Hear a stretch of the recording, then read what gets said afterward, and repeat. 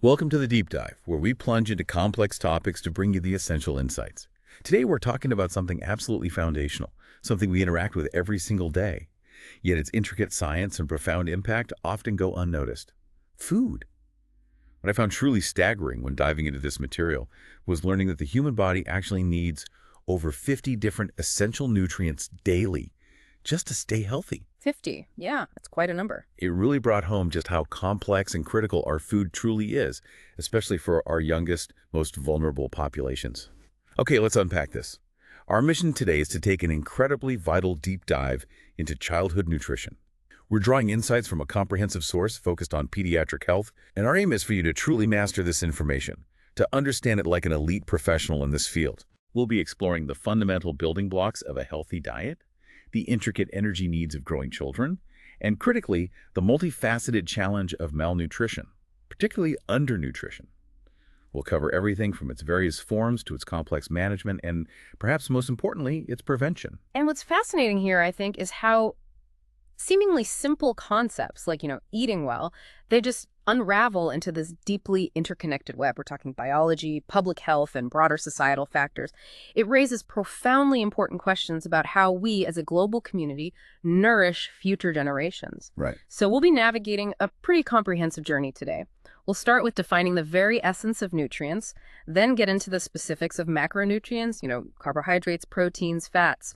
We'll examine how a child's energy needs dynamically change as they grow, what a balanced diet truly signifies in practice, and then we'll shift our focus to the critical topic of undernutrition. Its precise definitions, its grave and far-reaching consequences, and the detailed, multi-pronged strategies for both treating it and, crucially, preventing it.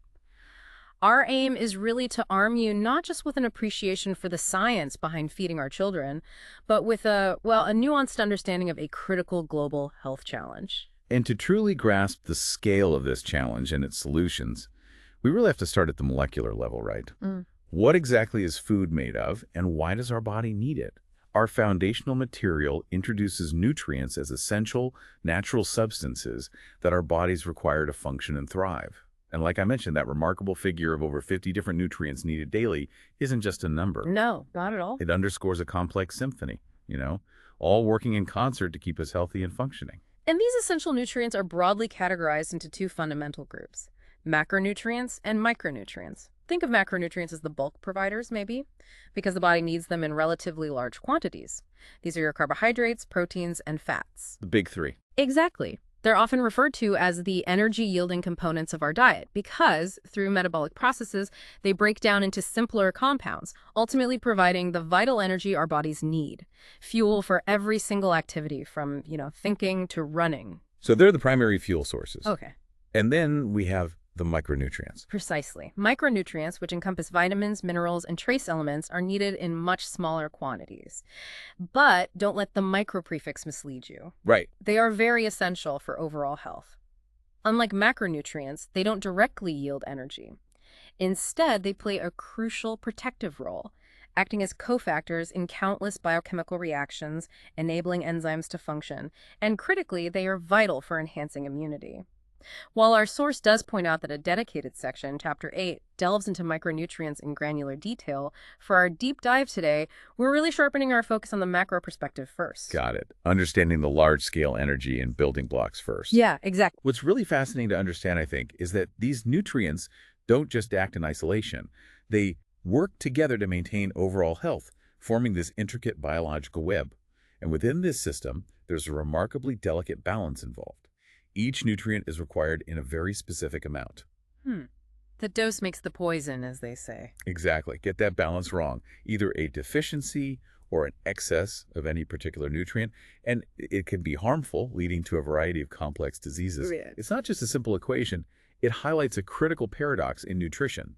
For instance, too much of certain vitamins, like vitamin A, can actually be toxic, just as too little leads to deficiency. Yeah, it's a constant reminder that more isn't always better, and less is definitely often worse. It truly is all about precision. And to give you a tangible sense of how these macronutrients contribute energy, our source provides a breakdown of their caloric content. Carbohydrates provide 4 kilocalories per gram, and proteins also contribute 4 kilocalories per gram. But then fats really stand out, providing a remarkable 9 kilocalories per gram. Wow, more than double. Yeah. This immediately highlights fat's superior energy density. It packs more than double the punch of carbs or proteins per gram. Fiber and water, on the other hand, provide 0 kilocalories per gram, serving different but equally important roles. This foundational understanding is critical as we delve into the individual contributions of these macronutrients. Okay, with that fundamental understanding, let's unpack the macronutrients themselves, starting with the powerhouse of energy, carbohydrates. Our source material emphasizes that carbohydrates are the main energy source, especially in many staple diets globally, including what's common in regions like India. Right, the primary fuel. Beyond just providing fuel, they also contribute significantly to the taste, texture, and bulk of our food, making meals enjoyable and satisfying. And they're not just passive providers, they're essential for digestion and assimilation of other foods, meaning they actually help your body efficiently utilize everything else you consume. And their importance is dramatically underscored by what happens in their absence. A significant deficiency, specifically if carbohydrates make up less than 30% of the total dietary intake, can lead to serious metabolic issues. Like what? While the body, in its effort to find alternative fuel, can enter a state of ketosis, leading to weight loss and, alarmingly, the breakdown of proteins from muscle tissue, diverting them from their primary roles in building and repair. Whoa! Yeah, it's the body's emergency fuel system kicking in, but, at a cost. So if your body doesn't get enough carbs, it essentially starts consuming its own muscles.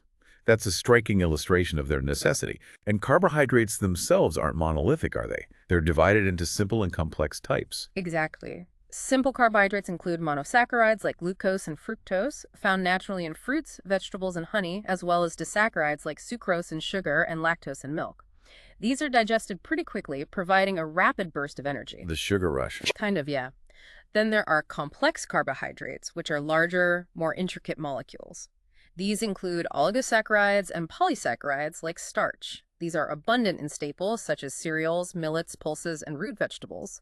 They take longer to break down, providing a more sustained and gradual release of energy. Okay. Ultimately, the body's main preferred energy source is glucose, which is derived from both starch and other sugars in the diet. This glucose is the readily available fuel that our cells use for all their functions. Excess glucose, if not immediately utilized, is converted into glycogen and stored primarily in the liver and muscles for later use. And here's a key insight, I think, and one that often gets overlooked in popular diet narratives. Excess carbohydrates are converted to fat. That's a big one. Many of us focus only on fat intake, but this underscores how the body is incredibly clever at storing any unused energy, whether from too much dessert or simply too many healthy carbs directly as fat. And within the realm of carbohydrates, there's an unsung hero, fiber. The research highlights that fiber significantly determines the quality of carbohydrates in our diet. Right. It's labeled as non-digestible or unavailable carbohydrates because our human gut enzymes simply can't break it down for energy. And while it offers very little nutritional value in terms of calories, it is essential for the normal functioning of the gut. Its diverse roles include aiding in waste elimination, effectively binding bile acids, and maintaining a healthy balance of intestinal microflora, which is absolutely crucial for overall digestive health and even immunity. Okay, so it's doing a lot behind the scenes. What are some examples? Well, examples of fiber include cellulose, hemicelluloses, pectin, gums, mucilage, and lignin. You find them primarily in abundance in cereals, millets, vegetables, and fruits. In terms of daily intake, the research consistently recommends that as much as 55–60% of our total energy should come from carbohydrates. 55 to 60%. That's a huge chunk. It really is. This proportion truly emphasizes their foundational and dominant role in a healthy diet. Next up, let's talk about proteins, the body's undisputed builders and regulators. Proteins are remarkably abundant. They're the second most abundant substance in the body after water, underscoring their universal importance. Absolutely fundamental. Their functions are extensive and absolutely crucial for every aspect of life. They're essential for the growth and synthesis of tissues throughout the entire body, helping to build and repair everything from our muscles and organs to our skin and hair. Yeah, and they also play a vital role in the formation of digestive juices, hormones, plasma proteins, crucial enzymes that catalyze biochemical reactions, and hemoglobin, which is responsible for carrying oxygen in our blood. It's a massive list. It really is. Beyond their structural and functional roles, proteins also act as critical buffers, maintaining the precise acid-base equilibrium within the body, which is vital for cellular health. And while not their primary role, they can indeed serve as an alternate source of energy if the body's primary carbohydrate and fat stores are depleted. So they're a backup fuel source too. In a way, yes. The fundamental building blocks of proteins are amino acids. Some amino acids, aptly named non-essential amino acids, can be synthesized by the body itself. However, there are the essential amino acids, which, as their name profoundly suggests, must be supplied through our diet because the human body cannot produce them on its own. Okay, so we have to eat those. Which ones are they? These essential amino acids include leucine, isoleucine, lysine, methionine, phenylalanine, threonine, tryptophan, and valine. And here's a special, often overlooked consideration for our youngest. Histidine and arginine are also considered essential during infancy. Why is that? Well, it's because their synthesis rate in rapidly growing infants is simply inadequate for sustaining growth. So ensuring a sufficient dietary supply of these specific amino acids is absolutely critical for their intense developmental needs. Got it. So babies need extra help getting those. Exactly. And the quality of protein actually differs significantly depending on two main factors: its specific amino acid profile and its digestibility. For instance, common cereal grains are typically deficient in essential amino acids like lysine, threonine, or tryptophan. Pulses, on the other hand, are rich in lysine, but are generally limited in sulfur-containing amino acids, primarily methionine. This leads to a powerful insight and maybe a question for you, the listener. How often do we truly consider the synergy of our food choices in our daily meals? That's a powerful question. Because what the research clearly points out is that when cereals are taken in combination with pulses, Yeah, the deficiency in one is often beautifully compensated by an excess in the other. right, this significantly improves the overall quality of proteins in the combined food, making for a much more complete nutritional profile. It's a fantastic example of dietary synergy, It really is, where the strengths of different foods complement each other beautifully. like rice and beans or dal and roti. Exactly. And to provide a benchmark, egg protein has the highest nutritive value, so much so that it's used as the reference protein, assigned a value of 100%. Generally speaking, animal proteins tend to have a higher biological value than plant proteins, meaning they provide a more complete amino acid profile that matches human needs more closely. What's also intriguing is that the nutritive value of a mixture of two proteins can actually be higher than the average of the two individual proteins due to these mutual complementary effects. This is precisely why traditional food combinations, like rice and lentils in many cultures, are so nutritionally sound and have stood the test of time. That makes so much sense. So how much protein do we actually need? Well, for overall requirements, roughly 10–12% of your total energy intake should ideally come from protein sources. The research notes that 8% may suffice if the diet has a higher content of animal proteins or other high-value proteins, optimizing efficiency. Okay, 10–12%. Good baseline. Now, let's turn our attention to fats. For a long time, fats were unjustly demonized, weren't they? Oh, absolutely. The whole low-fat craze. But the truth is, they are far more than just energy storage. They're incredibly diverse and crucial in their functions. Fats are fundamental structural elements of every cell membrane in our body. the very boundaries of our cells. Exactly, forming the very boundaries that define our cells. They also act as essential vehicles for the absorption and transport of crucial fat-soluble vitamins, that's A, D, E, and K, meaning you literally need fat in your diet to properly utilize these vital vitamins. Right. You can eat all the carrots you want, but without some fat, you won't absorb much vitamin A. Good point. Plus, they are precursors of prostaglandins and hormones, which are indispensable for a vast array of complex bodily processes, from inflammation response to reproductive health. Dietary fats are primarily composed of fatty acids, mostly in the form of triglycerides, with a smaller but significant proportion of phospholipids and cholesterol. Fatty acids are systematically classified into three main groups, as often illustrated in nutritional diagrams: saturated fatty acids, SFAs, monounsaturated fatty acids, MUFAs, and polyunsaturated fatty acids, PUFAs. SFA, MUFA, PUFA. Got it. And a critical distinction here is that while our bodies can readily synthesize SFAs and MUFAs, PUFAs cannot be synthesized in the body and must be supplied through the diet, earning them the label essential. Okay, let's break those down a bit. Saturated fatty acids, or SFAs. What are they like? They consist of straight, even-numbered chains of 4 to 24 carbon atoms. They're typically classified by chain length, from short, less than 10 carbons, to medium, like C12.0, found in coconut oil, to long, C16.0 to C24.0, common in animal fats. The degree of saturation is important because it dictates whether a fat is solid or liquid at room temperature, right? Exactly. The more saturated, the harder and more solid the fat. Think of common SFA sources like ghee, butter, and coconut oil, which are solid at room temperature. Okay. Now moving to unsaturated fatty acids, that's MUFAs and PUFAs. Right. These are characterized by the presence of double bonds within their carbon chains. And here's where it gets really interesting. The configuration of those double bonds profoundly matters. Double bonds in the cis configuration are nutritionally beneficial. However, those in the trans configuration, known as trans fatty acids, are definitively bad for health. Trans fats, we hear a lot about those. We do, and for good reason. While some trans fats occur naturally in very small quantities, the real concern lies with artificial trans fats. These are industrially created when hydrogen is passed through liquid vegetable oils in a process called hydrogenation, making them more solid and extending shelf life. Think of hydrogenated vegetable oils like vanaspati, common in some parts of the world. And these artificial trans fats are unfortunately common, aren't they? Not just in household cooking, but also pervading many packaged snack foods you encounter daily. Oh, definitely. Consider items like commercially baked goods, many fried snacks like samosas, matharis, kachoras, and even fast food staples like pizzas, burgers, and French fries. So pretty much everywhere. It can feel like it. The health risk is significant. Trans fats are known to increase the risk of coronary artery disease, partly by increasing levels of LDL, which is colloquially known as the bad cholesterol, Right. and simultaneously lowering HDL, the good cholesterol. So the research is unequivocal. Hence, trans fat intake is best avoided. It's a clear dietary directive. To avoid. Got it.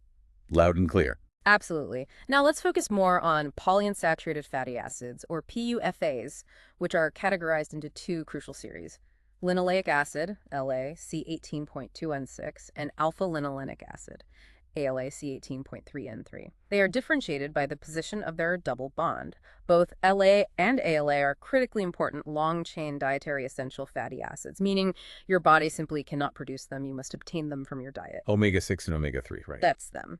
LA is metabolized into arachidonic acid, AA, while ALA is metabolized into eicosapentaenoic acid, EPA, docosapentaenoic acid, DPA, and docosahexaenoic acid, DHA. And these last two, EPA and DHA, I've heard about those. They're particularly important because they are vital components of the gray matter of the brain and play a significant role in improving intellectual performance. That's right. And a deficiency in these essential fatty acids, or EFAs, can have widespread and severe negative effects across multiple body systems. Such as? Well, these include cessation of growth, alopecia, which is hair loss, chronic diarrhea, impaired wound healing, decreased calcium absorption, reduced calcium deposits in bones, and consequently, decreased bone strength. Wow, so their role extends far beyond just energy provision. They are fundamental for development and repair. Absolutely. In terms of recommended intake, the ALA and 3 fatty acid content of the diet should ideally be about 0.5% of the total calories, or a range from 1.0 to 1.5 grams per day. Okay, where do we find these good fats? When looking for sources, good examples of MUFAs include olive oil and palm oil. For PUFAs, you'll find them abundantly in common cooking oils like corn oil, soybean oil, groundnut oil, mustard oil, and sunflower oil. Our source also details a fascinating distinction between medium-chain triglycerides, or MCTs, and long-chain triglycerides, LCTs. MCTs sound interesting. They are, yeah. MCTs are particularly interesting because they offer an immediate source of energy.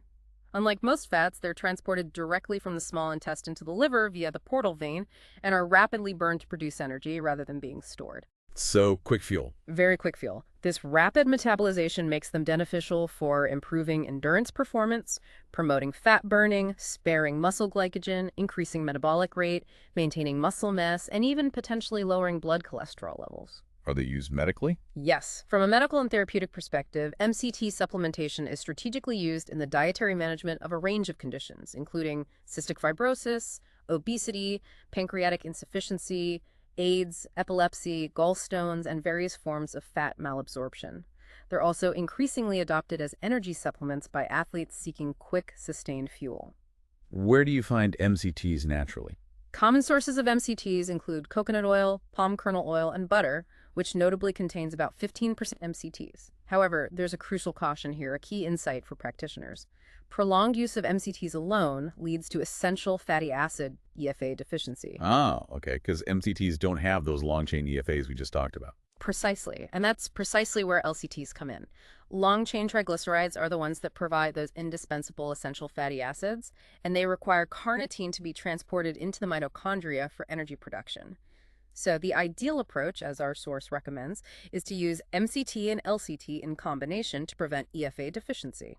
Makes sense. Leverage the immediate energy benefits of MCTs while ensuring the long-term structural and functional needs provided by LCTs.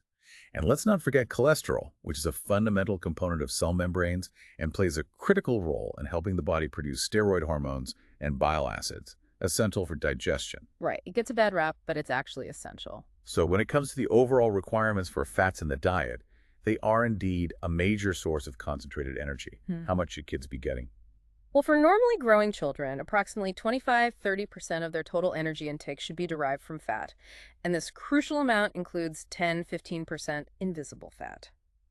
For children suffering from malnutrition, however, the guidelines shift significantly. Up to 45% of their total calories can be safely provided from fat. 45%. That's a substantial increase. It is. It's specifically designed to support their intensive recovery and catch-up growth. Let's clarify what we mean by invisible fat and visible fat, because that's a practical distinction for everyday nutrition. Sure. Invisible fat is naturally present within our food matrix, but cannot be seen or easily separated. Think of the fat inherently found in milk and milk products, eggs, meat, and nuts. Cereals, pulses, vegetables, and fruits, on the other hand, contain negligible amounts of this. Okay. Visible fat, conversely, is what we typically add to our cooking or spread on food, such as edible vegetable oils and ghee. Got it. So how do we get a healthy balance of visible fat? The research recommends a specific breakdown. Less than 7% should come from saturated fat, 10% from polyunsaturated fat, and the remaining 13% from monounsaturated fats. Additionally, a minimum of 3% of total energy should come from linoleic acid and 0.3% from linolenic acid. Okay, that's quite specific. It is, and this brings us to a crucial practical takeaway for daily cooking and a key insight for optimal health. There is no single oil fat with the ideal composition.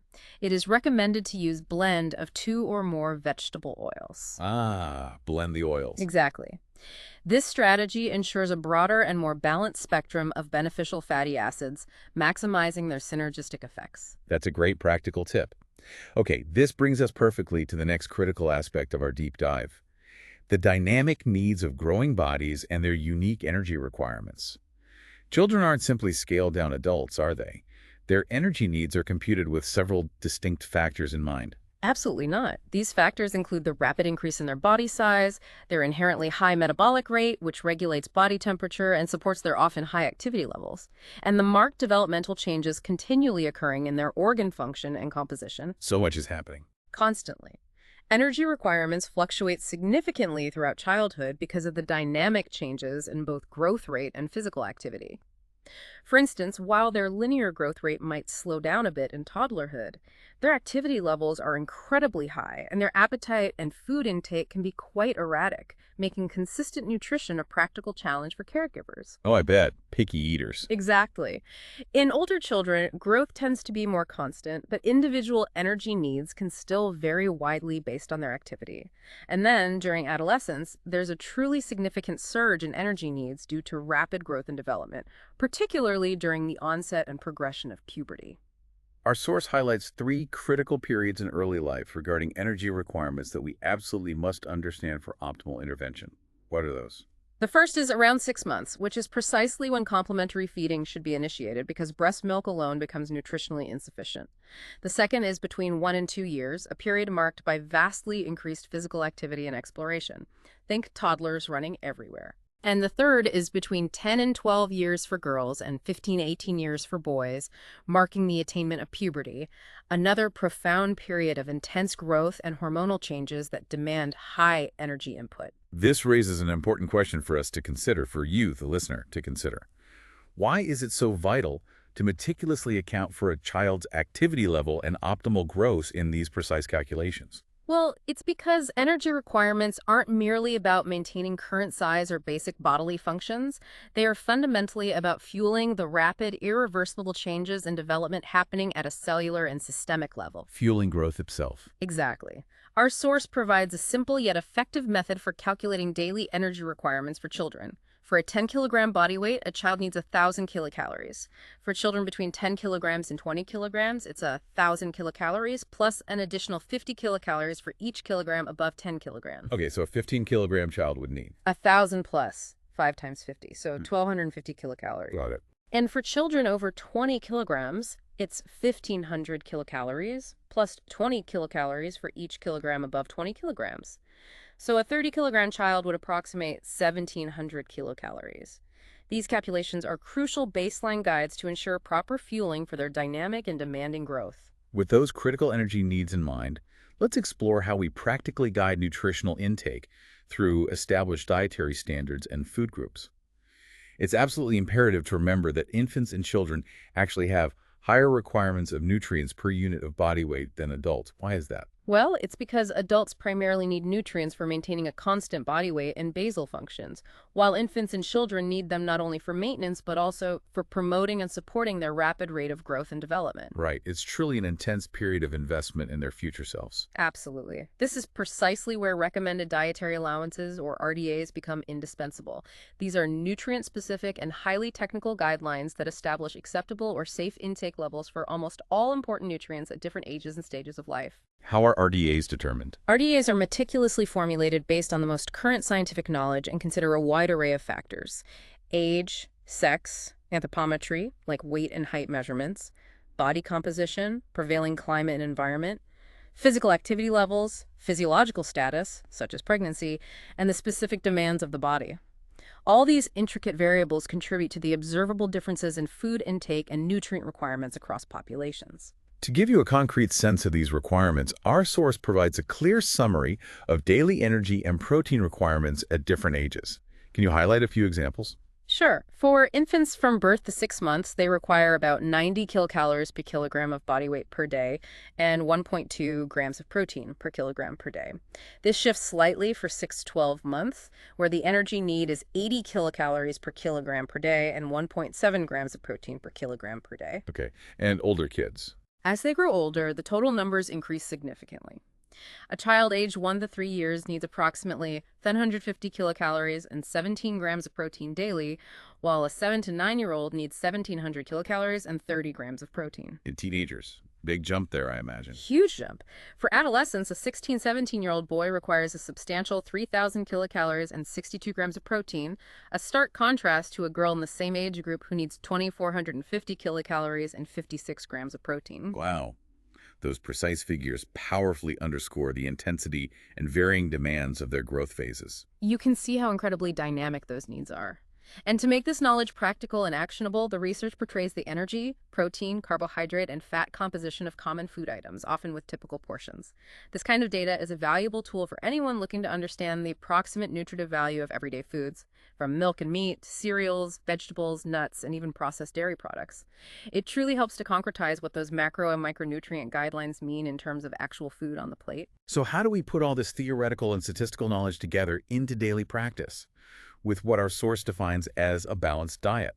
This is a nutritionally adequate and appropriate intake of food items that provide all nutrients in required amounts and proper proportions to ensure normal growth, development, and disease-free optimum health amongst children and adolescents.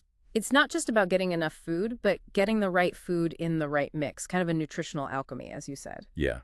To help plan this effectively, the food group system is used, which brilliantly converts all that quantitative nutrient data into easily understandable, actionable, food-based information. Conventionally, foods are intuitively grouped into 5 categories. First, cereals, millets, and cereal grains. Second, pulses, legumes, and nuts. Third, milk, egg, and flesh foods. Fourth, vegetables and fruits. And fifth, fats and sugar. The 5 food groups. Yeah. Classic. Classic, but crucial.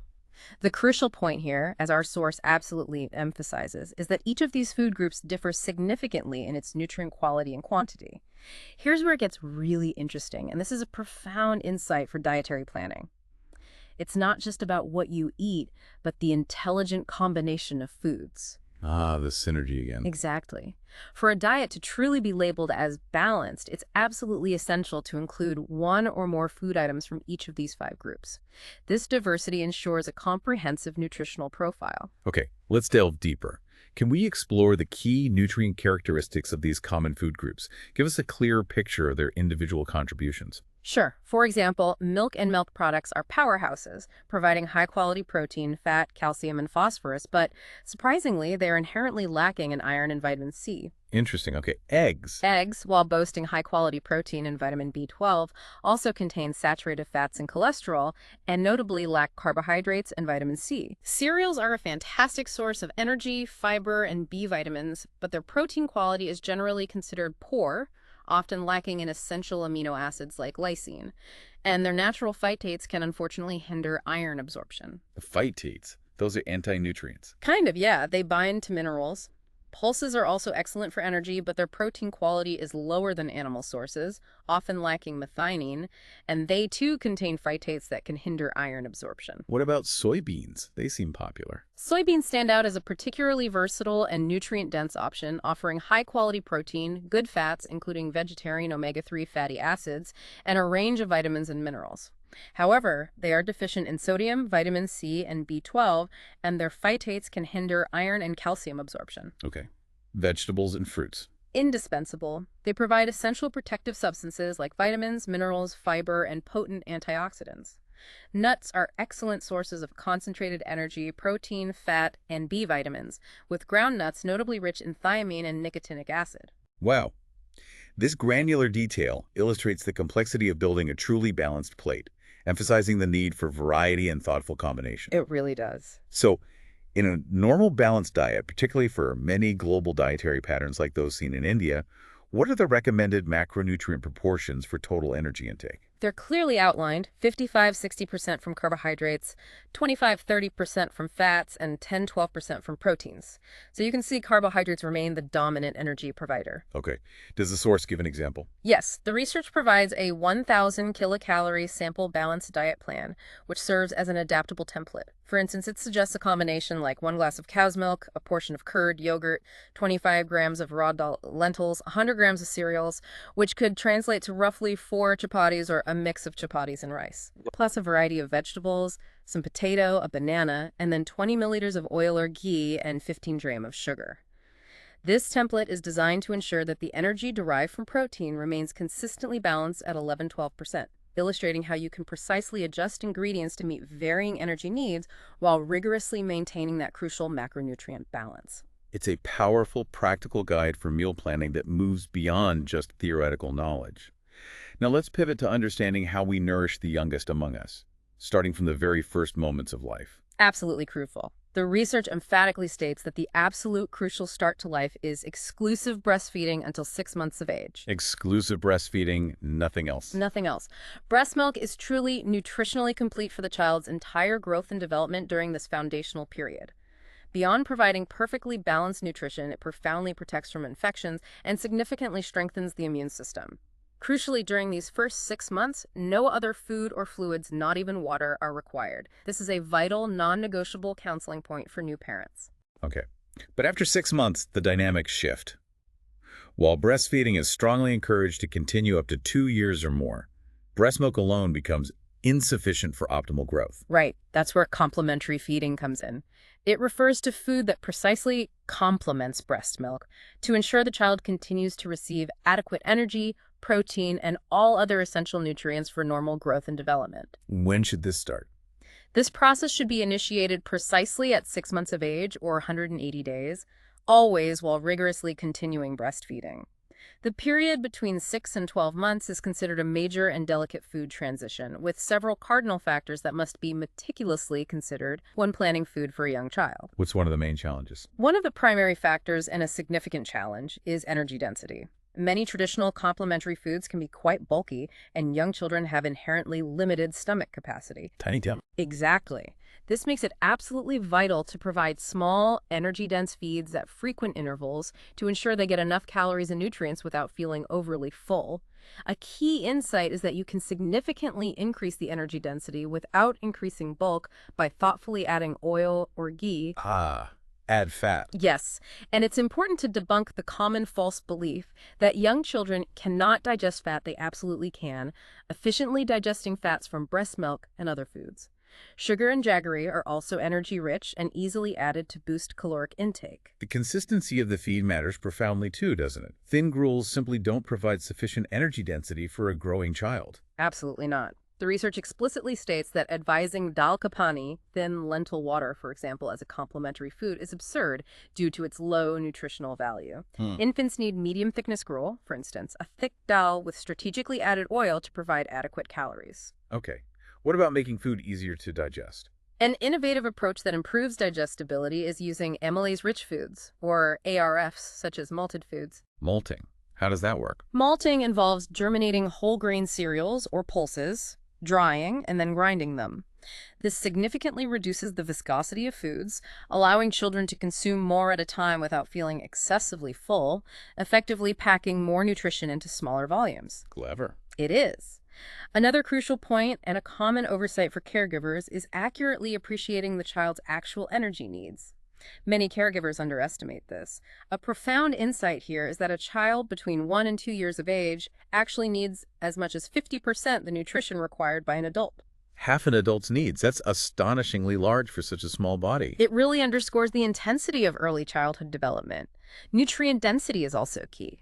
Ensure a wide variety of foods from all the food groups, even as early as 9 months, to holistically meet all macro and micronutrient needs.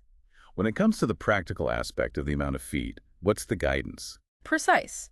Start small at 6 months, just 1 to 2 teaspoons. Then, gradually increase the quantity as the child adapts and shows acceptance, progressing from teaspoons to tablespoons and eventually to a small bowl or katori. And consistency, how does that change? At 6 months, food should be carefully pureed, mashed, or semi-solid to ensure easy swallowing and digestion. By 8 months, most infants can competently handle finger foods. Finger foods, fun stage. You can be messy, too. And by 12 months, they can typically eat the same types of foods as the rest of the family, signifying a critical transition to age-appropriate, safely prepared family meals. How often should these complementary feeds happen? The frequency is also meticulously detailed and crucial for meeting high energy demands. For breastfed infants, complementary foods are needed 3 to 4 times per day from 6 to 8 months of age. Then maintaining 3 to 4 times per day from 9-11 months and increasing to 4 to 5 times per day for 12-24 months. Okay, what about snacks? Additionally, you can offer 1-2 nutritious snacks per day, such as a piece of fruit. Snacks are particularly convenient and easy to prepare, helping bridge nutritional gaps. If the energy density or total amount of food per meal is inherently low, or if the child is no longer breastfed, then even more frequent meals are absolutely needed to compensate. And underlying all of this, hygiene must be paramount, right? Absolutely. Good hygiene and proper food handling are absolutely critical to prevent infections and, consequently, malnutrition. Simple yet profound practices include rigorously washing hands before food preparation and eating, serving freshly cooked foods promptly. And crucially, avoiding keeping cooked food at room temperature for 2-3 hours, which encourages bacterial growth. Right. Also using clean and properly covered utensils, clean cups and bowls for feeding, and as a critical public health directive, avoiding use of feeding bottles. Why avoid bottles? They're notoriously difficult to clean thoroughly and are a common source of infection. Makes sense. Our source provides excellent practical advice for caregivers, often in the form of counseling points, meticulously broken down by age group, from infants up to 6 months to toddlers 2 years and older. This includes specific food examples, recommended frequencies, and profoundly emphasizes active feeding engagement, such as keep the child in your lap and feed with your own hands, or sit by the side of child and help him to finish the serving. That personal touch. Exactly. These details truly showcase the comprehensive, empathetic approach required to ensure young children are optimally nourished. Now let's move into a more sobering but critically important topic, the shadow of undernutrition. This is a vast global health challenge with profound human costs. While malnutrition, in its broadest sense, refers to deficiencies, excesses, or imbalances in a person's intake of energy and/or nutrients, according to the World Health Organization, thereby encompassing both undernutrition and overnutrition. Right. It's a broad term. Our deep dive today is focusing specifically and intently on undernutrition in children under 5 years of age. In practical public health and clinical settings, the terms malnutrition and protein energy malnutrition, PEM, are often, though somewhat loosely, used interchangeably with undernutrition. And the consequences are gravely serious and far-reaching. Undernourished children face a significantly higher risk of infections and mortality, with undernutrition associated with a staggering 35% of under 5 child deaths globally. 35%, that's huge. It's devastating. The long-term impact extends far beyond early childhood. It's strongly linked to shorter adult height, poor lean body weight, less schooling, lower cognitive function, and reduced economic productivity later in life. For women, it can even lead to lower offspring birth weight, perpetuating an intergenerational cycle. Furthermore, low birth weight and childhood undernutrition are now clearly identified as important risk factors for adult diseases, like diabetes mellitus, hypertension, and dyslipidemias, highlighting a lifelong health burden. Undernutrition manifests in three primary distinct ways, often referred to as its three faces, which are critical for diagnosis and intervention. Can you walk us through those? Sure. First, there's underweight. This means a child has low weight for age. Specifically, their weight falls below -2 standard deviations, -2 SD, on the WHO growth standard for their age. Standard deviation. That's basically how far they are from the average. Exactly. So below -2 SD means they're significantly lighter than the average, indicating a serious issue. An underweight child might simultaneously be wasted, stunted, or both. It's further subclassified into moderate, between -2 SD and -3 SD, and severe, below -3 SD. Okay, what's the second phase? Second, we have stunting. This indicates low height for age, meaning the child's height is below -2 standard deviations, -2 SD, on the WHO growth standard for their age. A stunted child is quite literally short for his age. Short for their age. Yeah. Stunting is a key, stark indicator of chronic undernutrition, reflecting prolonged or recurrent nutritional deprivation over time. Unlike acute conditions, stunting signifies a cumulative deficit in growth. Like underweight, it can be moderate or severe. And the third phase. And the third phase is wasting. This implies low weight for height, where a child's weight for their actual height is less than -2 standard deviations, -2 SD, on the WHO growth standard. A wasted child has a characteristic thin appearance, often with visible muscle and fat loss. Wasting signals acute undernutrition, often a rapid decline resulting from a recent severe food deficit or an acute illness, such as a bout of severe diarrhea, which can quickly strip the body of its reserves. So wasting is more about recent events. Generally, yes. It too has moderate and severe subclassifications. And if a child is underweight and also presents with bipedal edema, swelling, usually starting in the legs and feet, it's specifically termed edematous malnutrition, a distinct and severe form. The epidemiology of childhood undernutrition in countries like India presents a stark and challenging reality, doesn't it? It really does. Globally, undernutrition is an underlying cause in an estimated 45% of all deaths among children under 5. Looking at recent national family health surveys in India, for example, the NFHS-4, carried out in 2015-16, revealed that a significant portion of children under 5 were affected. 36% were underweight, 38% were stunted, and 21% were wasted. 38% stunted. That's almost 2 out of 5 kids. It's incredibly high. While these figures represent a slow reduction compared to earlier surveys, India still carries the highest burden of childhood undernutrition in the world, a monumental public health challenge. And these statistics aren't uniform across the country.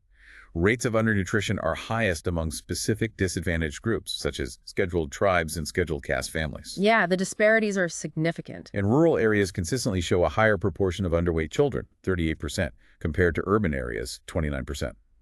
The research also illustrates crucial age-related trends. Right, revealing that a notable 20–30% of children are already undernourished in their first 6 months of life, often due to being born with a low birth weight, setting them on a difficult trajectory from day one. Wow, starting behind from the very beginning. Exactly.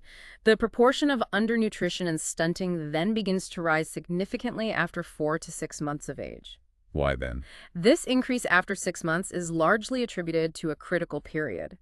Breast milk alone becomes nutritionally insufficient, and complementary feeding, when introduced, often doesn't happen adequately in terms of quantity, quality, or frequency. It's estimated that only about 10% of children between 6 and 24 months in some regions have adequate nutritional intake, leading to many being nutrition hungry during this incredibly critical developmental phase. Nutrition hungry, that's a powerful term. It is. Furthermore, as children become more mobile and explore their environment, they are more prone to infections, particularly diarrhea, often from putting unhygienic objects into their mouths or consuming unsafe food or water. This unfortunate combination of delayed or inadequate complementary feeding, insufficient total food intake, and increased exposure to infections rapidly increases the proportion of stunted or underweight children until they reach about 18-24 months of age. Here's where it gets really interesting and profoundly impactful, the long-term implications of early nutrition. Our source emphasizes the monumental importance of what's widely known as the first 1,000 days window. Ah, yes, the 1,000 days. Crucial. This critical period encompasses fetal life from conception and the first 2 years of a child's life post-birth. This specific window is absolutely crucial for linear growth and perhaps even more significantly for optimal brain development. The length a child achieves by 2 years of age is remarkably a powerful predictor of their adult height and overall economic productivity. And critically, the human brain achieves a near adult size by just 2 years of age, laying down foundational neurological structures that are difficult to alter later. So the window closes. This is a profound, almost irreversible point. It is practically impossible to reverse the height and brain growth deficit after 2 years of age with nutrition and other interventions. It is simply too late. Any significant nutritional corrections after 2 years will simply not change these foundational physical and neurological outcomes that were missed during this critical window. Wow, that's sobering. It really is. Therefore, ensuring optimal nutrition for the mother before and throughout pregnancy and implementing optimal feeding practices for children in the first 2 years of life, including exclusive breastfeeding for 6 months, continued breastfeeding for 2 years or more, and the timely introduction of adequate solid food after 6 months is absolutely crucial for realizing a child's full physical and intellectual potential. This understanding shapes entire public health strategies. So, given this monumental importance and the dire consequences of undernutrition, let's rigorously decode its causes. They're undeniably multifactorial, right? Absolutely. And they can be systematically viewed across immediate, underlying, and basic determinants, often visualized as a layered framework. Okay, let's start with the immediate determinants, the ones operating directly at the individual child's level. Right. One major contributing factor is low birth weight, with about 20% of childhood undernutrition directly attributable to fetal growth restriction, setting a child up for challenge from birth. 20% just from low birth weight. Okay. Yeah, then there are illnesses, particularly recurrent infections like diarrhea and pneumonia, which exact a heavy toll on a child's delicate system. These infections not only consume energy from the child's already limited reserves, but also hamper growth and cause significant nutrient loss, especially in the case of diarrhea, through stools. Approximately 25% of childhood undernutrition is directly attributable to these infections. Another quarter gone to infections. Yeah. And finally, inadequate dietary intake represents a huge piece of the puzzle. This encompasses insufficient breastfeeding, delayed initiation of complementary feeding, and simply not consuming enough food overall, meaning less energy and protein are available for the child's vigorous growth. This factor alone underlies approximately 55% of childhood undernutrition, making it the single largest immediate cause. 55% from not getting enough of the right food at the right time. Okay. Moving up the chain, what are the underlying determinants? These are at the household and community level. Exactly. These are profoundly influenced by the basic determinants. They include household food security specifically, whether families have the adequate resources for food production, sufficient cash income to purchase food, or access to food transfers from support programs. Then there's the critical aspect of care for mothers and children, which is a complex interplay encompassing a caregiver's autonomy, their physical and initial health status, and their deeply ingrained knowledge and beliefs about nutrition and health practices. And the environment. The broader health environment and services also play a massive, undeniable role. This specifically includes access to safe water supply, adequate sanitation facilities, and the consistent availability of effective healthcare services. Our source highlights a truly critical link here, an undeniable insight. Access to safe water and sanitation will reduce a significant proportion of undernutrition. Wow. So clean water and toilets directly impact nutrition. Absolutely. This powerfully underscores how interconnected these environmental factors are to a child's nutritional status, extending far beyond just food. And at the broadest level, the basic determinants. These are fundamental societal structures. Pervasive poverty, the overarching political and economic structure of a region, and the prevailing sociocultural environment. These foundational issues often dictate the underlying determinants and ultimately a child's nutritional status and overall well-being. It's a complex web, from the individual child right up to societal structures. Okay, with that comprehensive understanding of the causes, let's now delve into recognizing undernutrition through its specific clinical syndromes. Our source discusses the classical identifiable syndromes associated with moderate and severe malnutrition, specifically marasmus, kwashiorkor, or a mixed form called marasmic kwashiorkor. Right, and we'll also examine severe acute malnutrition, or SAM, which is a practical and widely used classification in public health programs for identifying children in immediate danger. Okay, let's begin with marasmus. What does that look like? This syndrome is characterized by a severe form of wasting, meaning there's marked wasting of fat and muscle throughout the body, as these precious tissues are literally consumed by the body for energy in a desperate attempt to survive. It's often precipitated by acute starvation or a severe acute illness superimposed on an already borderline nutritional status. The most prominent and distinguishing sign is this profound wasting.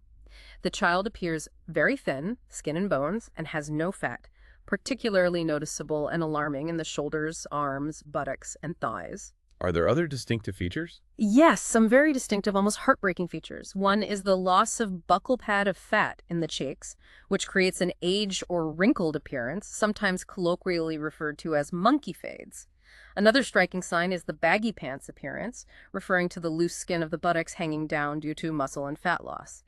The axillary pad of fat under the arms may also be significantly diminished. How's the child's alertness? Surprisingly, despite their severe physical condition, children with marasmus may appear to be alert and responsive.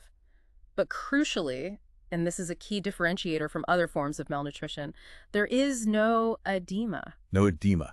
That's key for marasmus. Absolutely. This absence of swelling is a critical diagnostic marker. In contrast, we have kwashiorkor. How does that differ? Kwashiorkor, which is now less common in many developing regions, but typically affects children aged 1-4 years. The cardinal defining sign of kwashiorkor is pitting edema. Edema swelling. Right. Pitting edema, which usually starts subtly in the legs and feet, and in more advanced cases, spreads insidiously to the hands and face. This edema is so significant, and this is a critical insight for caregivers, that because of edema, children with kwashiorkor may look healthy so that their parents view them as well-fed. Oh, wow, so it can be deceptive. Very deceptive. They might even present with a deceptively fat sugar baby appearance, masking the severe underlying malnutrition. How much swelling are we talking about? And that edema can range from mild to gross, representing anywhere from 5–20% of the child's total body weight. Despite the swollen appearance, muscle wasting is always present, though it may be masked by the fluid retention. The child is often weak, hypotonic, lacking muscle tone, and may be unable to stand or walk. Kwashiorkor also presents with distinct skin changes, right? Yes, including increased pigmentation, desquamation, peeling, and dyspigmentation, abnormal coloring, sometimes resembling flaky paint or individual enamel spots. These typically appear on the buttocks, perineum, and upper thigh. Petechiae, which are small red spots, peeling, and even ulceration resembling burns, can also occur, indicating severe skin damage. What about inside the mouth or hair? Mucous membrane lesions are common, like a smooth tongue, cheilosis, cracking at the corners of the mouth, and angular stomatitis. Hair changes are also very characteristic. Dyspigmentation, loss of natural curls, and sparseness over the temple and occipital regions. The hair loses its luster and is easily pluckable, indicative of protein deficiency. An intriguing sign, the flag sign, refers to alternate bands of hypopigmented and normally pigmented hair, a visual record of alternating periods of varying nutritional status and growth spurts. The flag sign. Fascinating. How does it affect their mood or behavior? Mentally, children with kwashiorkor often show profound unhappiness, apathy, or irritability, sometimes expressed through a sad, intermittent cry. They typically show no signs of hunger, which can make feeding them extraordinarily challenging for caregivers. Neurological changes like tremors may also be observed, particularly during the recovery phase. With their digestion. Gastrointestinal issues are also prominent. Anorexia, sometimes accompanied by vomiting, is a common finding. Abdominal distension is characteristic, and stools can be watery or semi-solid, often bulky with a low pH, and may contain unabsorbed sugars, indicating malabsorption. Nutritional anemia is almost always associated with kwashiorkor. It affects so many systems. What about heart and kidneys? Cardiovascular system findings in kwashiorkor often include cold, pale extremities due to circulatory insufficiency, prolonged circulation time, bradycardia, a slow heart rate, diminished cardiac output, and hypotension, low blood pressure. Renal function is also profoundly affected with diminished glomerular filtration and renal plasma flow, aminoaciduria, amino acids in the urine, and inefficient excretion of acid load, indicating a systemic metabolic derangement. And what if a child shows signs of both wasting and edema? When a child presents with edema alongside varied manifestations of marasmus, it's accurately termed marasmic kwashiorkor, representing a dangerous mixed form of undernutrition. Okay, finally we arrive at severe acute malnutrition, or SAM. What is that exactly? This is a special urgent classification recommended by WHO and UNICEF for identifying and managing children with life-threatening undernutrition in public health settings, indicating an immediate crisis. Children with SAM often exhibit a dangerous mix of features from both marasmus and kwashiorkor, combining wasting with other severe complications. How is SAM defined for children 6-59 months? For children aged 6-59 months, SAM is rigorously defined by any of these three critical criteria. First, weight for height below NIS3 standard deviation, NA3SD, on the WHO growth standard, meaning that they are exceptionally thin for their height. Second, the presence of bipedal edema, the telltale swelling. Or third, a mid-upper arm circumference, MUAC measurement, below 11.5 centimeters. MUAC, that arm measurement tape. Exactly. MUAC is a simple, quick measure that gauges a child's muscle and fat reserves by wrapping a colored tape around their arm. Note that MUAC is not typically used as a primary criterion for children under 6 months. Children diagnosed with SAM are at an alarmingly high risk of death, and often present with serious infections like severe diarrhea, pneumonia, sepsis, malaria, and skin infections, requiring urgent attention and immediate, intensive medical intervention. Understanding these detailed clinical presentations is absolutely critical for proper diagnosis and therefore proper timely management. And speaking of management, let's move into the path to recovery. Right, a complex but essential journey. The management of malnutrition depends greatly on its severity. While mild to moderate malnutrition can often be managed effectively on an ambulatory basis within the community. So outpatient care? Often, yes. But severe malnutrition, due to its life-threatening nature, is preferentially managed in a hospital setting where intensive care is available. Okay, let's first explore the management of mild and moderate malnutrition. This group actually constitutes the greatest portion of malnourished children in most populations, right? Yes. And critically, accounts for over 80% of malnutrition-associated deaths. 80%, that's staggering. It really is. This profound statistic highlights precisely why it is vital to intervene at the community level before complications develop and the child's condition deteriorates to severe malnutrition.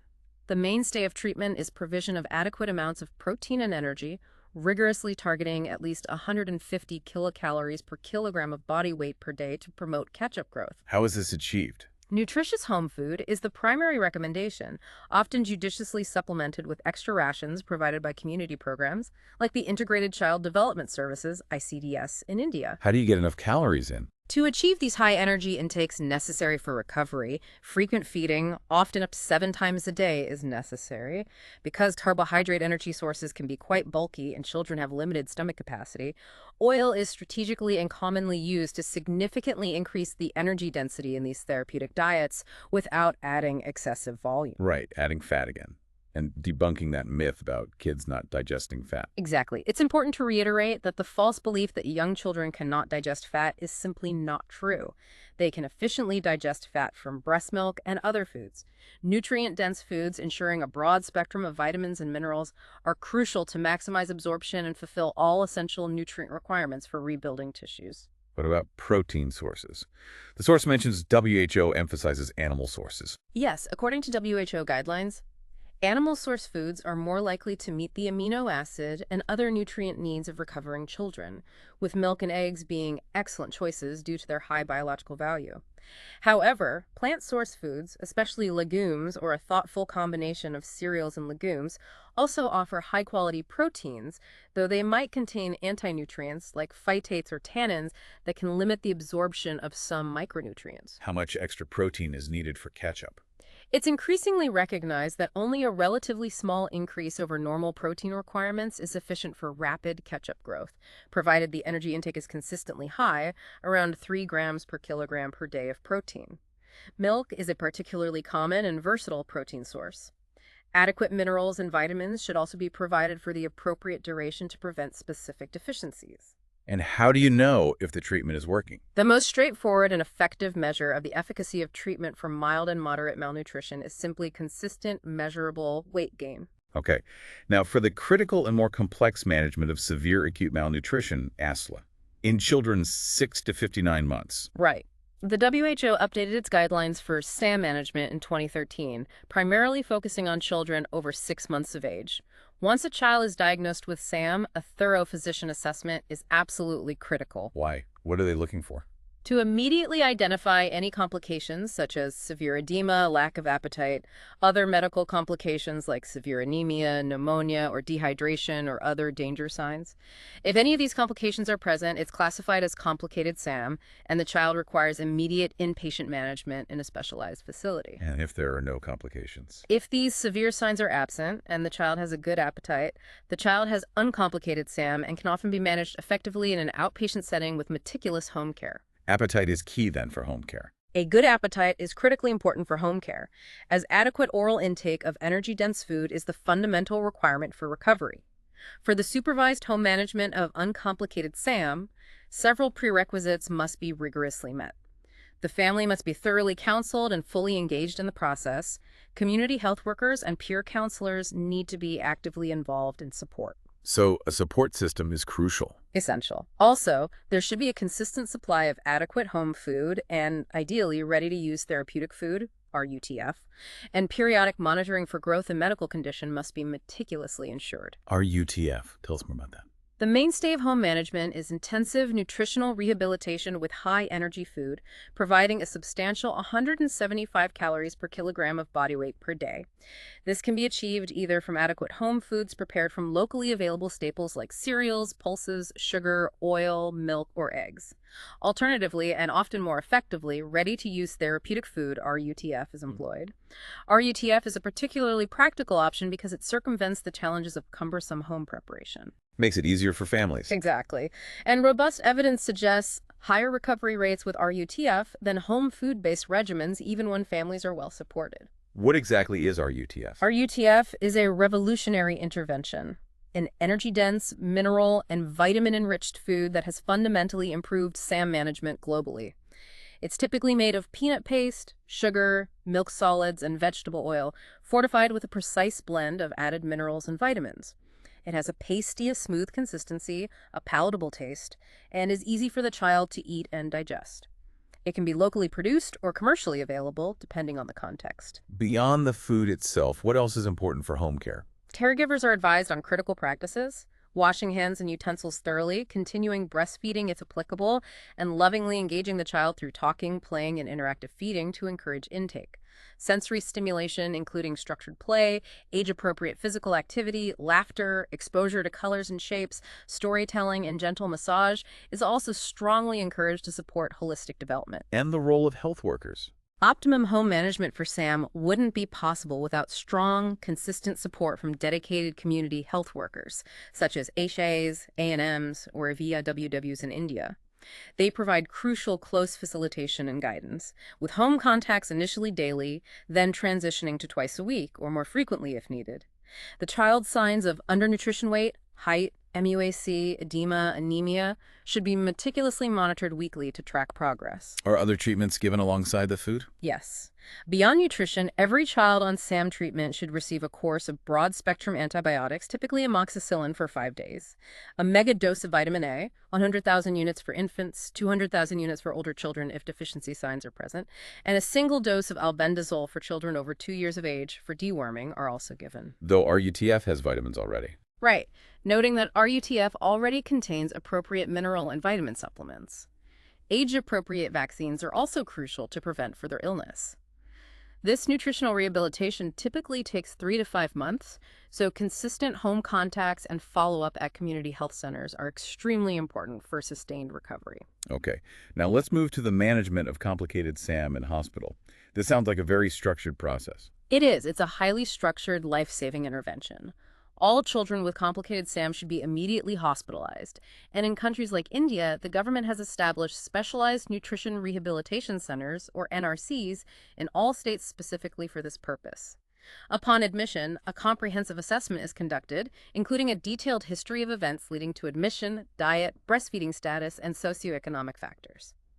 Always keeping in mind that severe malnutrition can also be a presentation of underlying conditions like HIV infection or tuberculosis. So ruling out other things too. Definitely. Physical features of malnutrition are thoroughly examined, along with specific clinical features like fever, hypothermia, dehydration, shock, anemia, eye signs of vitamin A deficiency, and any localizing signs of infections. The general treatment involves 10 essential steps divided into 2 phases. That's right. The first is the stabilization phase, typically lasting 2 to 7 days, which focuses intensely on restoring metabolic homeostasis and treating immediate, life-threatening medical complications. The second is the rehabilitation phase, which can take several weeks, and its primary critical focus is rebuilding wasted tissues and achieving rapid catch-up growth. Okay, let's walk through these 10 steps, starting with the stabilization phase. Step 1, treat prevent hypoglycemia, low blood sugar. Yes. All SAM children are at high risk of low blood glucose, defined as 54 milli-GDL, so it's measured immediately. If it cannot be measured, hypoglycemia is assumed and treated empirically. For asymptomatic cases, 50 milliliters of 10% glucose sucrose solution is given orally or via nasogastric tube, followed immediately by the first therapeutic feed. For symptomatic hypoglycemia, a rapid IV bolus of 5 milliliters of 10% dextrose is given, followed by the oral solution via nasogastric tube. Blood glucose is monitored every 30 minutes until stable, then 2-hourly feeding with starter F75 is initiated rigorously even through the night. And you mentioned hypoglycemia often occurs with hypothermia and infection. Yes, a critical clinical insight here is that hypoglycemia, hypothermia, and infection often occur as a dangerous triad, indicating severe physiological stress. Okay. Step 2, treat prevent hypothermia, low body temperature. Right. SAM children are at significant risk due to impaired thermoregulation, a low metabolic rate, and decreased body fat insulation. Hypothermia is diagnosed if the axillary temperature is below 35 degrees C, 95 degrees arid, and critically, it can occur even in warm climates. How do you rewarm them? Rewarming strategies include providing warm clothes with the head covered, using an overhead warmer, ensuring skin-to-skin contact, like kangaroo mother care, or utilizing a heat convector, but rapid rewarming should be strictly avoided to prevent complications.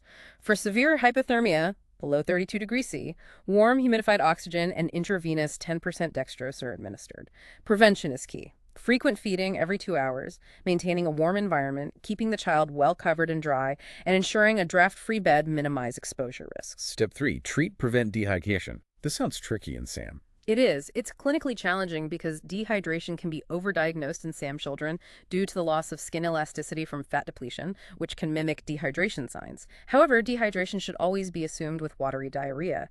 WHO guidelines for oral rehydration solution, ORS, in SAM are very specific. Use a reduced osmolarity ORS with added potassium supplements, not the full-strength standard WHO ORS. It's a special ORS formula. Exactly. This specialized solution is often prepared by dissolving 1 sachet of standard ORS in 2 liters of water instead of 1 liter, and then adding 50 grams of sugar and 45 milliliters of potassium chloride syrup to achieve the correct composition. This ORS is given orally or via nasogastric tube at a slow rate of 5-10 milli-key-hour for up to 12 hours, ensuring slow and careful rehydration. When is food use? Intravenous fourth therapy is reserved strictly for cases of severe dehydration with shock or if enteral intake is impossible. A solution of ringer lactate with 5% dextrose is ideal, infused slowly at 15 milli-kilogram over the first hour with continuous monitoring of vital signs. A critical danger to be acutely aware of is overhydration. What are the signs of that? It can manifest as an increase in respiratory rate by 5 breaths per minute, a pulse rate increase by 15 beats per minute, increasing edema or periorbital puffiness. ORS or IV fluid should be stopped immediately if these signs appear and the child reassessed. Signs of effective rehydration include a decreased heart rate and respiratory rate, increased urine output, and moist mucosa. If no improvement after the first hour of IV fluids, septic shock should be strongly considered as an underlying cause. Okay. Step 4, correct electrolyte imbalance. What's going on there? SAM children invariably have excess total body sodium, even if their plasma sodium levels appear low due to fluid shifts. Therefore, sodium intake is strictly restricted to prevent further overload and fluid retention, which can precipitate dangerous congestive heart failure. Deficiencies in potassium and magnesium are universal in SAM children and take at least 2 weeks to fully correct. What happens with low potassium? Severe hypokalemia can cause profound weakness, affecting abdominal, skeletal, and respiratory muscles, mimicking flaccid paralysis and characteristic ECG changes. Correction involves carefully titrated intravenous potassium chloride with continuous ECG monitoring. All SAM children require supplemental potassium, 3 to 4 millikA day, for at least 2 weeks, and magnesium. A single intramuscular dose of boom 0.3 millikilograms of 50% magnesium sulfate on day 1, followed by daily oral supplements of 1.2 millikA. Step 5. Treat, prevent infection. How is infection handled differently in SAM? SAM children often do not exhibit classical signs of infection like fever or tachycardia. In fact, hypothermia can be a critical marker of severe underlying infection, and localizing signs of infection are often absent due to their compromised immune response. Therefore, it's crucial to assume a serious systemic infection upon admission, as gram-negative organisms are common culprits. Comprehensive investigations, including blood counts, cultures, blood, urine, urinalysis, chest X-ray, and specific screens for tuberculosis, malaria, or HIV are initiated. And treatment. Treatment involves broad-spectrum parenteral antibiotics like ampicillin combined with gentamicin or Amixin, with specific doses and alternative regimens provided for non-response, septic shock, meningitis, or dysentery. If there's no clinical improvement within 48 hours, reconsidering antibiotics or screening for resistant bacteria, TB, or HIV is essential. Prevention of hospital-acquired infection is paramount and relies on strict hand hygiene and standard precautions due to the children's profoundly compromised immune status. Okay, that covers the stabilization phase. Now, moving into the rehabilitation phase, usually starting around week 2. Step 6. Correct micronutrient deficiencies. Right. All SAM children present with widespread vitamin and mineral deficiencies, and supplements up to twice the recommended daily allowance are judiciously used. Crucially, iron is not given initially during the stabilization phase. Why not? Because it can paradoxically promote free radical generation and foster bacterial proliferation, potentially worsening the child's condition. Iron supplementation is safely introduced only after a week, once the child is clinically stable and begins to gain weight. Okay, delay the iron. What about vitamin A? Vitamin A is vital for SAM children, as deficiency can rapidly lead to blindness, keratomalacia. It's given as a crucial megadose on day 1. Doses vary by age: 50,000 IU for 0 to 5 months, 100,000 IU for 6 to 12 months, 200,000 IU for children 1 year, with repeats if xerophthalmia is present. Vitamin K is given as a single intramuscular dose, 2.5 milligram at admission. Daily multivitamins, including B-complex, A, C, D, E, and B12 are provided, along with specific supplements like folic acid, 1 milligram with 5 milligram on day 1, zinc, 2 milligram kilogram, and copper, 0.20.3 milligram milliliter per day. What if there's severe anemia? For emergency severe anemia, hemoglobin 4-GDL or 4,6-GDL with respiratory distress, a blood transfusion, 10 milligrams over 3 hours is given, with a diuretic like furosemide administered at the start to prevent fluid overload. It's also important to note that a transient drop in hemoglobin in the first week of treatment is often normal and does not warrant a transfusion if the child is stable. Got it. Step 7. Initiate refeeding, starting to build back up. Exactly. Feeding should commence as soon as possible with a meticulously formulated diet that has low osmolarity, low lactose content, typically 2 to 3 grams kg day, an appropriate renal solute load around 5% of calories from protein, excellent micronutrient bioavailability, low viscosity for easy consumption, and is easy to prepare and store. The standard starter is a milk-based F75 diet, providing 75 kilocalories and 0.9 gram protein per 100 milliliter. Feeds are started small and frequent every 2-3 hours, day and night. What if the child can't eat enough? If the child is unable to take orally or consumes less than 80% of the target intake, nasogastric feeds are initiated to ensure adequate nutrition. Breastfeeding is rigorously continued ad libitum. Older children can also start on cereal-based diets if appropriate. The refeeding protocol begins at 80 kilocal day, gradually increasing to 100 kilocal day. Each feed starts at 11 kilograms every 2 hours, emphasizing the importance of night feeds, and volume is increased before calorie density is boosted. Then comes step 8. Achieve catch-up growth with F100 diet and RUTF, moving to higher calories. Yes. The F75 diet, while crucial for stabilization, is insufficient for the rapid catch-up growth required. Therefore, children are meticulously transitioned to F100 diets, which are more energy and protein dense. 100 kilopel 100 millirel, 2.53 ground protein 100 grams, or other catch-up diets. Once the child's appetite returns, increasing F100 intake is vigorously encouraged, gradually increasing each feed by 10 ml until a small amount is consistently left, indicating satiety. Okay, feed until they're full. Basically, yes. Oh, The frequency is then decreased to 6 feeds per day, and volume is increased up to 200 milliliters a day of F100 to maximize nutrient intake. Breastfeeding continues ad libitum alongside these therapeutic feeds. Once rapid weight gain is consistently achieved, the child transitions to RUTF and then gradually to appropriate home food. how much are UTF? The daily amount of RUTF is precisely calculated based on the child's body weight, for instance, ranging from 130 gram for a 4.9 kilogram child to 460 grams for a 14.9 kilogram child. And it's always given with plenty of water in 2-3 hourly feeds. Home foods should be incorporated as soon as possible, ensuring they have comparable energy and protein concentrations to the catch-up diets. Common, culturally acceptable examples include khichdi, a rice and lentil dish, dalia, porridge, bananas, and curd rice. What if diarrhea continues? For persistent diarrhea, specialized low-lactose or lactose-free diets may be used, though rarely needed. Progress is rigorously monitored by weight gain. How much weight gain is good? A gain of 10 grams per kilogram per day is excellent. 5-10 grams per kilogram per day is poor, necessitating a thorough investigation for inadequate feeding, untreated infection, underlying psychological problems, or coexisting chronic infections like tuberculosis or HIV. Okay, step 9. Provide sensory stimulation and emotional support. This is beyond just food and medicine. Absolutely crucial. Severe malnutrition profoundly impacts more than just physical health. It often leads to delayed mental and behavioral development. Beyond meticulous medical and nutritional interventions, a cheerful, stimulating, and supportive environment is absolutely crucial for holistic recovery. This includes structured play therapy for 15-30 minutes daily, age-appropriate physical activity as soon as the child is well enough, and, perhaps most importantly, constant, tender, loving care from caregivers and staff. Tender, loving care. Essential. Finally, step 10. Prepare for follow-up. Getting ready for discharge. Right. Ideally, hospitalization for complicated SAM lasts 6 to 8 weeks for optimal recovery and stabilization. Children with SAM can be safely transferred to outpatient care when their medical complications have completely settled, edema is clearly resolving, they have a robust appetite, are consistently consuming adequate RUTF, and are clinically well and alert. So it's based on clinical condition, not just weight. Exactly. The decision for transfer is based on comprehensive clinical condition, not just specific anthropometric outcomes, which can lag. Before discharge, helminthic infections are treated with albendazole with age-appropriate dosing. Now, for post-discharge care at home, this sounds like a really important phase. It's an incredibly, very important phase for sustained recovery and preventing relapse.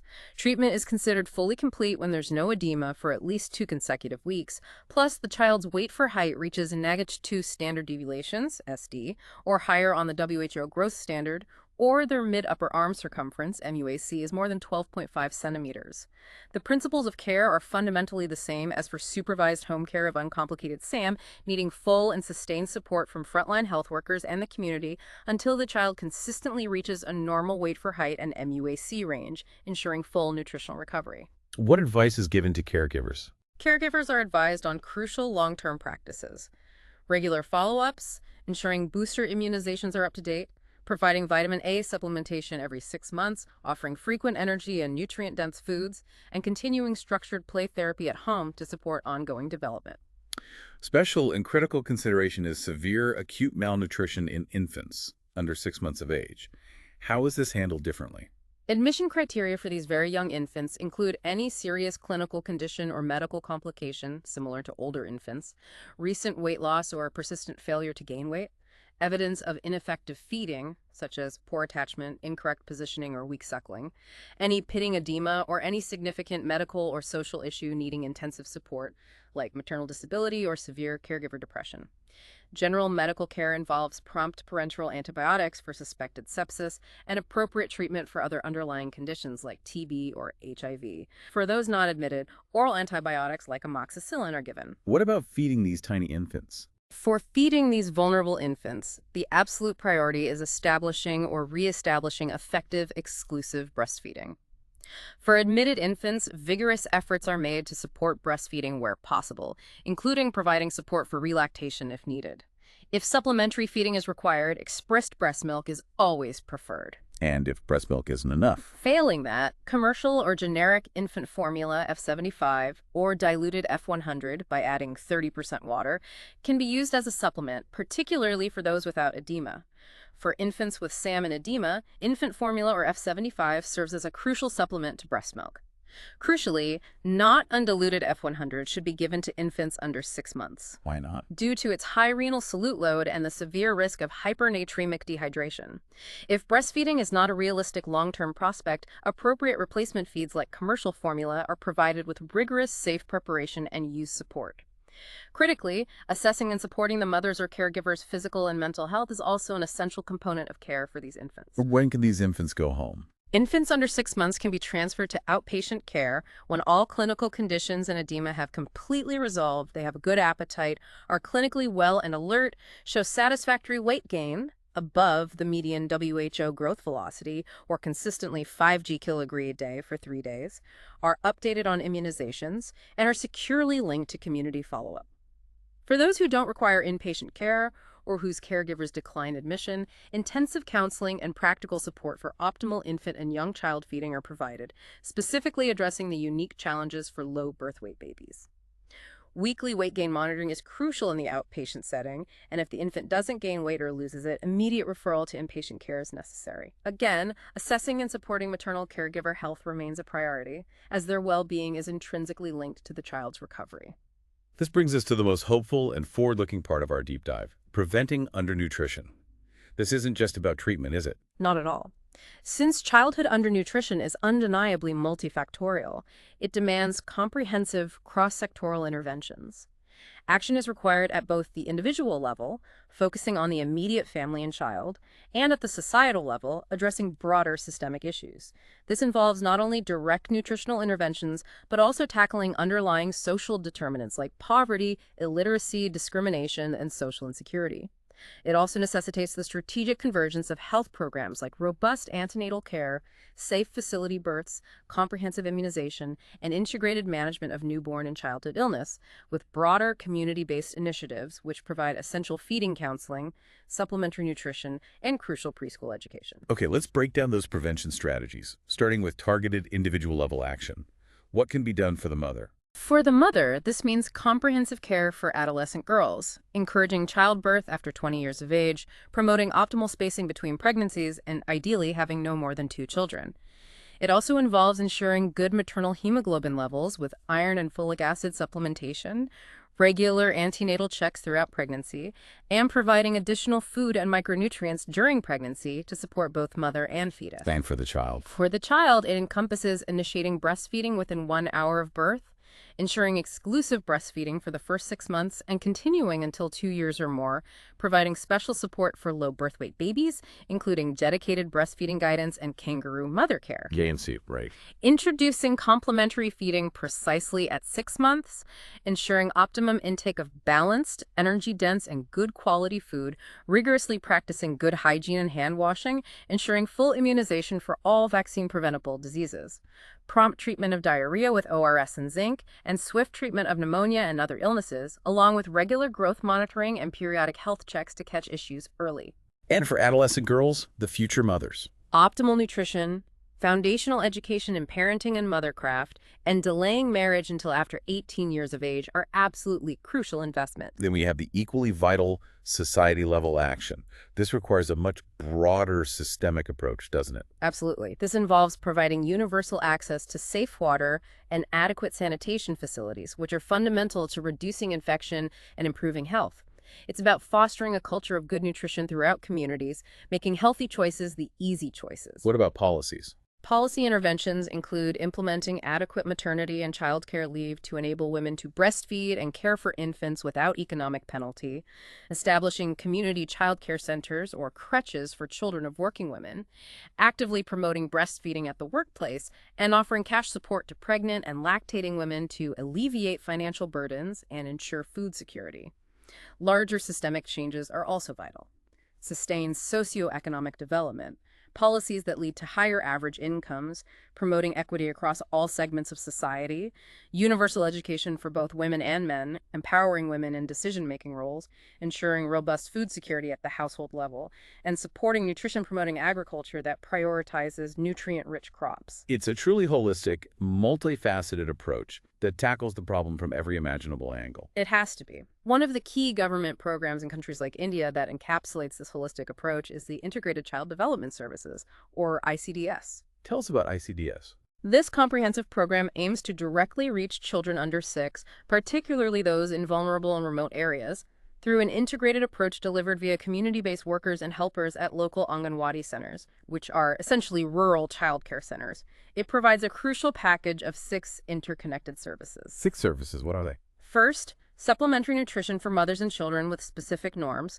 For example, children 6-72 months receive 500 kilocal and 12-15 gene protein, while SAM children receive a higher 800 kilocal and 20-25 gene protein. Pregnant and lactating mothers receive 600 kilocal and 18-20 gram protein. Second, immunization for pregnant women and infants. Third, non-formal preschool education to stimulate early learning. Fourth, comprehensive health checkups for children under 6 and antenatal postnatal care for mothers, including regular checks, immunization, malnutrition management, diarrhea treatment, deworming, and basic medicines. Fifth, referral services for sick or severely malnourished children at primary health centers or subcenters. And sixth, vital nutrition and health education to promote healthy behaviors and empower families in sickness detection and treatment. That sounds incredibly comprehensive. And most recently, there's POSHAN Abhiyaan. What's the focus there? POSHAN Abhiyaan is the Prime Minister's overarching scheme for holistic nutrition in India. Launched in February 2018, this flagship mission has given unprecedented impetus and a new urgency to national nutrition programs. It sets incredibly ambitious 3-year goals. Such as? Aiming to reduce stunting in children 0-6 years by 2% per annum, reduce undernutrition, underweight prevalence in 0-6 years, by 2% per annum, reduce low birth weight, LBW, by 2% per annum, reduce anemia among young children, 6-59 months, by 3% per annum, and significantly reduce anemia among women and adolescent girls, 15-49 years, by 3% per annum. Ambitious indeed. How does it plan to achieve this? The key focus areas of POSHAN Abhiyaan are strategically prioritizing health and nutrition during the first 1,000 days of life, fostering deep convergence across various government sectors like the Swachh Bharat, Clean India Mission, and health ministries, utilizing cutting-edge IT-driven beneficiary tracking for better accountability, and critically strengthening growth monitoring programs at the community level. A major thrust of this mission is to ignite an unprecedented Jan Andolan. A people's movement. Exactly. A powerful people's movement for nutrition and health, really bringing this vital issue to the forefront of public consciousness and driving collective action. Wow. We've just undertaken an incredibly deep dive, haven't we? From the very atoms that make up our food to the complex societal structures that determine if a child thrives or struggles. We've explored in detail how essential it is not just to provide food, but the right food in the right way at the right time, particularly during those profoundly critical first 1,000 days of life. And if we connect this to the bigger picture, it becomes abundantly clear that preventing undernutrition isn't merely about individual meals or isolated medical interventions. It's a profound, long-term investment in human potential. It shapes everything from physical health and foundational brain development to educational attainment and economic productivity for entire nations. It truly raises an important question for all of us. What part can each of us play, however small, in fostering a society where every child, without exception, gets the nutritional start they deserve? Consider this. Given the immense, almost irreversible long-term impact of optimal nutrition in early childhood on adult productivity, cognitive function, and chronic disease outcomes, imagine the transformative effect on a nation if all children, without exception, received truly optimal nutrition during those crucial first 2 years of life. What would that future look like? How might it fundamentally alter societal priorities beyond just healthcare? And what steps could move us closer to such a profound reality? We encourage you to engage with public health initiatives or support organizations focused on early childhood nutrition, armed with the comprehensive insights you've gained today.